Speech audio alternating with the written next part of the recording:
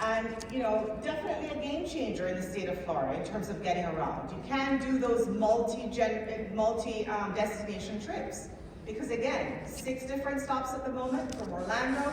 You have West Palm Beach, you have Boca Raton, Fort Lauderdale, Aventura, and then Miami. So an excellent way of getting around. And then of course, most people come to Miami, or a lot of people come to Miami for cruising, right?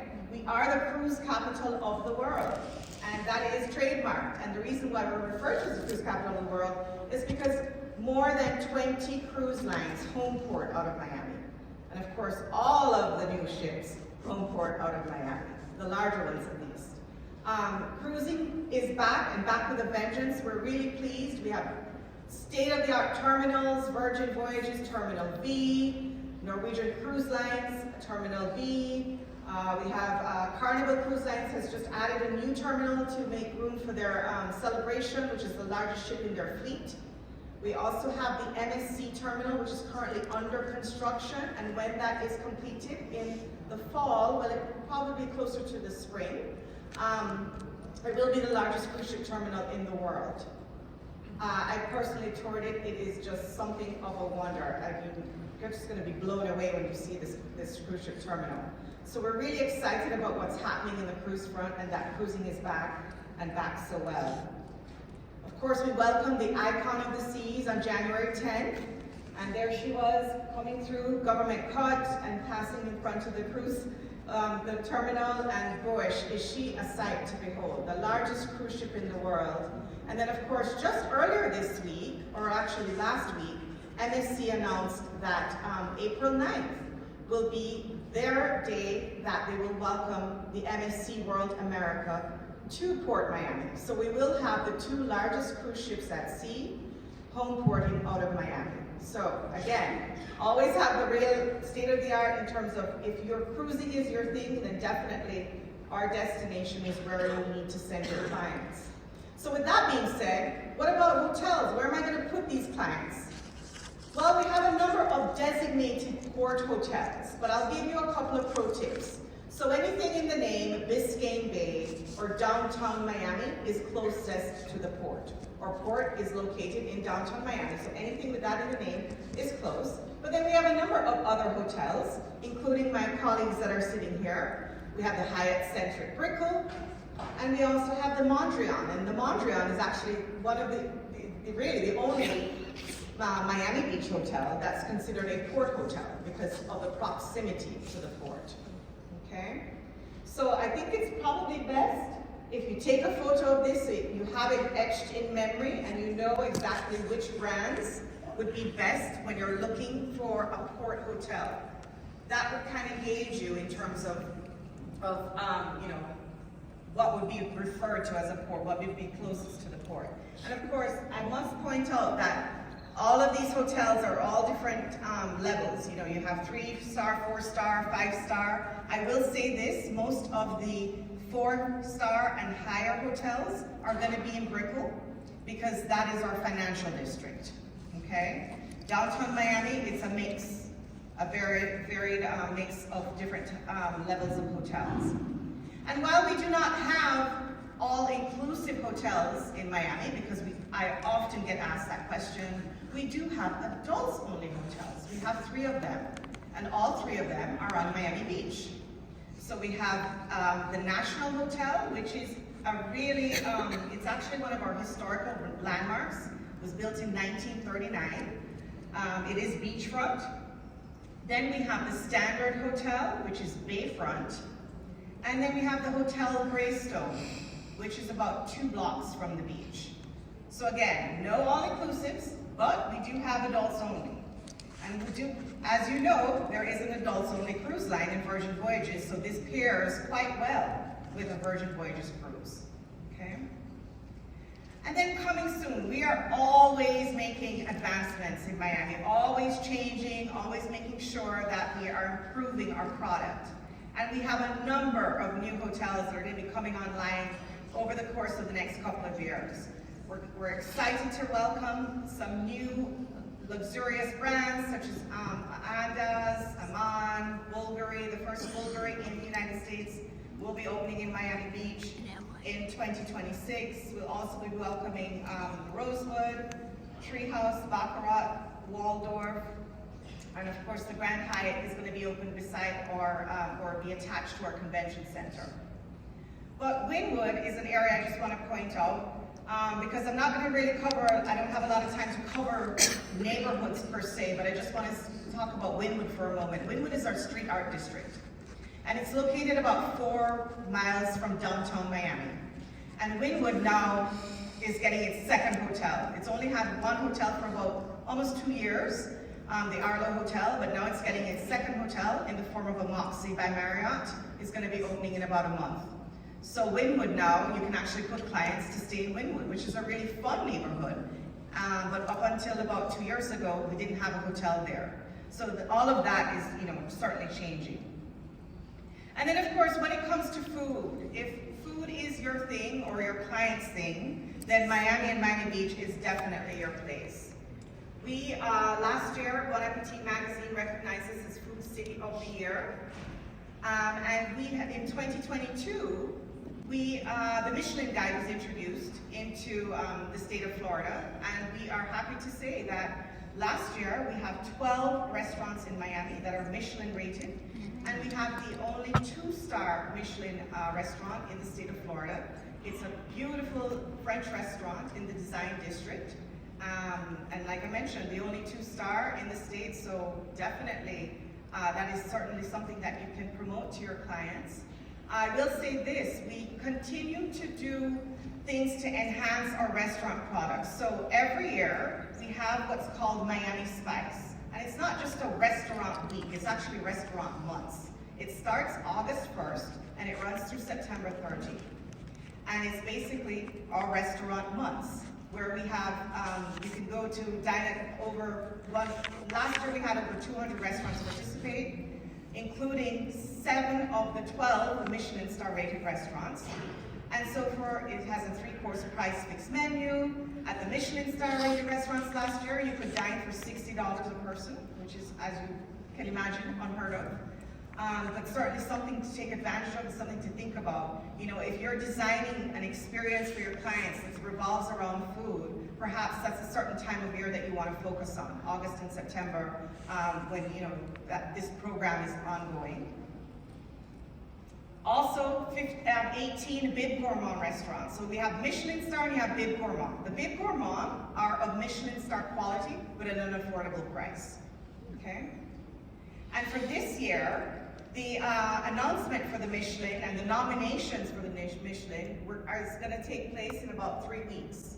So these 8 restaurants have been recommended, so they're up for possible nomination of a Michelin star.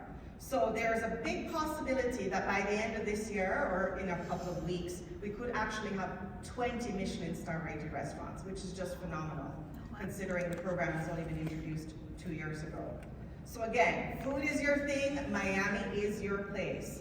We average about 2 restaurant openings every 2 weeks. It's absolutely insane. I can't even keep up. I'm never in Miami, and I don't even get a chance to start to try out half of these restaurants, because by the time I go back, something else has opened up. So it really is something to behold. And it's all types of cuisine. Yes, while we're known primarily, of course, for Latin America and Cuban cuisine, we have restaurants of all different types of flavors to entice you.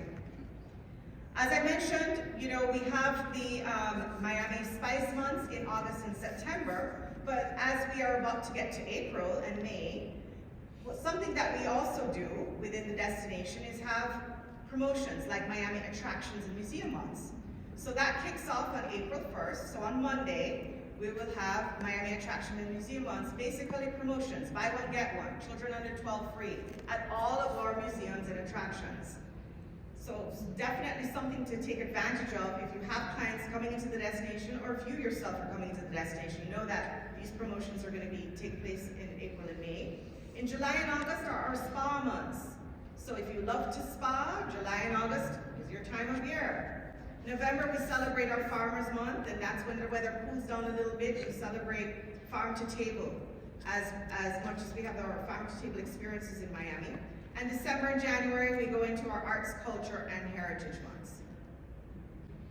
Speaking of events and upcoming things, I just want to go over a couple of things in the time that I have with you. So constantly we have things going on in Miami and Miami Beach. I actually have a couple of newsletters here for you to take afterwards. You're welcome to take some. I will have some tomorrow, or yes, at the trade show as well. But you know, we do highlight when our events are taking place, because that tends to draw in a lot of people, and that is when the prices on hotels, etc., tend to go up a little bit. So just to kind of give you an idea, we're wrapping up March. So Q1 is very heavy on events, and it's also high season. So that's when you're going to find the highest price in terms of hotel nights, etc. We're going into April, we're going into the spring, so that's when we're going to have Miami Beach Pride, Wynwood Pride. We do host a Formula One race. We're going into year 3 of 10, and that's the first weekend in May 3rd through the 5th. We have the American Black Film Festival. That's in its 21st year, and that's going to be on Miami Beach in June. And this year, we are the host city for the final of the Copa America, which for those football or soccer fans, that is going to take place on July 14th. But leading up to that, we're going to be hosting about 3 or 4 matches. And then we have some other fun stuff later on in the year. We have, to celebrate our Caribbean diaspora, we have Miami Carnival. We also are still home to the Homestead Miami Speedway NASCAR race. That's October 26th, so later on in the year. And then for some fun stuff for those Barbie fans, we do have a Malibu Barbie Cafe pop-up at the moment. That's running in Wynwood until April 21st, so you don't have too much time to take advantage of that. And then for those football and soccer fans, of course, who's not obsessed with, and basically it's a 75-minute presentation on Messi and his experience playing football and being, you know, at this moment, the GOAT that he is. So that's going to be something super exciting. 2026 for us also is going to be a very big year as it relates to sports. We're going to be hosting the College Football Championship in January. And then in June, we are one of the host cities for the World Cup. So we will be hosting 7 matches for the World Cup in June, starting in June of 2026. So just keep in mind, you know, as we are thinking ahead to 2026, restaurants are going to be very busy. Hotels are going to have limited availability, etc., etc. So if you have clients that may be cruising at that time, it might behoove you to kind of book those in as soon as you're able to book their cruise, for example. So I've given you a lot of information today, but you can always find the most up-to-date information on our website. And our website is miamiandmiamibeach.com. On our website, we also have webcams, so you can see exactly what kind of weather it is, what's going on in destination. You know, we are like a tropical destination, like a Caribbean climate, so we do have hurricane season. It starts June 1st, it runs through the end of October, what is it, November 1st now? It seems like a long period of time, but don't be intimidated by that. Just because we have hurricane season doesn't necessarily mean we'll have a hurricane. Believe me, you'll get ample warning if and when we do, but that's something to keep in mind. So our climate is very tropical. Rainstorms in the afternoon, they usually only last about an hour or 2. Everything clears up, but then it becomes humid. So things to kind of think in mind when you're guiding your clients. If you sell Mexico or the Caribbean, then Miami's climate is very similar to that, okay? And then of course we have our travel professionals page. So there is a link from our website. On the travel professionals page is where you're going to find information such as our specialist program. I encourage all of you, if you haven't completed it already, please do that. That is where we select folks when we start to do FAMs, which we begin doing FAMs in June. That's where we make our selection for those to participate in FAMs, etc. Or even if, you know, we have, as you can tell, a lot of restaurant openings or special events that can take place locally. If you happen to be in the area or live in the area, we select our specialists to attend. We invite them to attend, you know, grand openings or what have you. So I would encourage you, if you haven't done that already, to do so. And then you're also going to find, if you will need to order brochures, if you need to just reach out to us. Our newsletter, that's where you're going to find it, on the Travel Professionals page. If once you complete the program, you're going to get a certificate of achievement, a completion, and then you'll also have a seal that you can add to your Outlook signature line, that you're a specialist of Miami Beach. You can also keep up with us on social media. So it's Visit Miami on Instagram, Facebook.